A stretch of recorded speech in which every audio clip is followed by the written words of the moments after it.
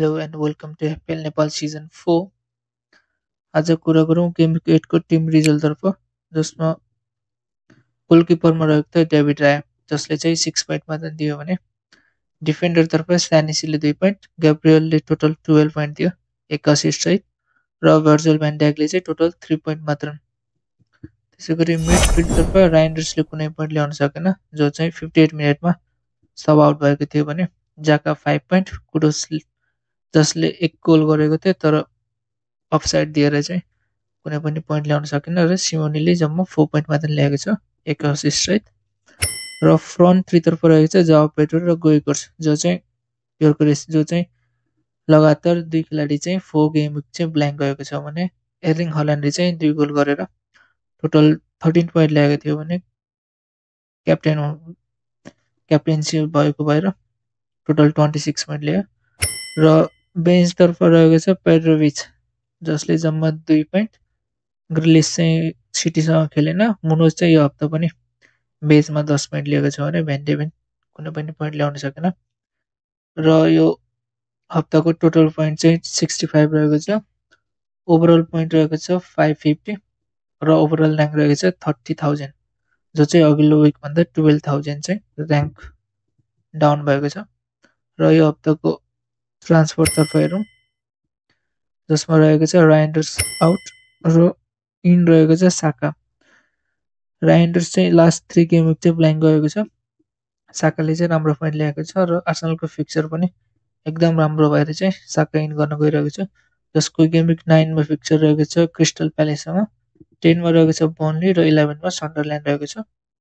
त्यसैगरी अर्को transfer plan रहेको छ भिक्टोर योर्करेस आउट र न्युकासलबाट उल्टिमारा इन गर्न गइरहेको छ।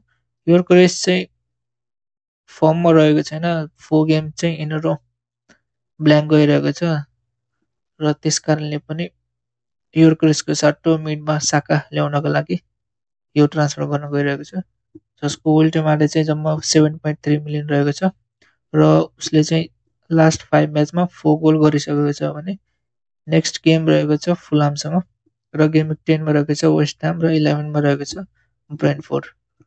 र अर्को ट्रान्सफर प्लान रहेको छ भर्जिल भ्यान ड्यागलाई आउट गर्ने र भ्यान ड्याग आउट गरेर चाहिँ चेल्सीबाट 3.9 मिलियनको एचएम्पुङ इन गर्न गइरहेको छ।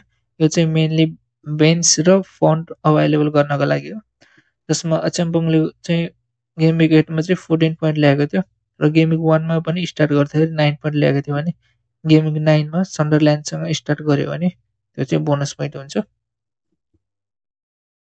र गेम विक 9 को टिमतर्फ हेरौँ जसमा रहेको छ डेभिड राय आर्सेनल र डिफेन्डतर्फ स्यानिसी फरेस्टसँग रहेको छ भने ग्याब्रियलको क्रिस्टल प्यालेस र एचएम्पुङ जो चाहिँ यो विक इन गर्न गइरहेको उसको रहेको छ सन्डरल्यान्डसँग होम ग्राउन्डमा।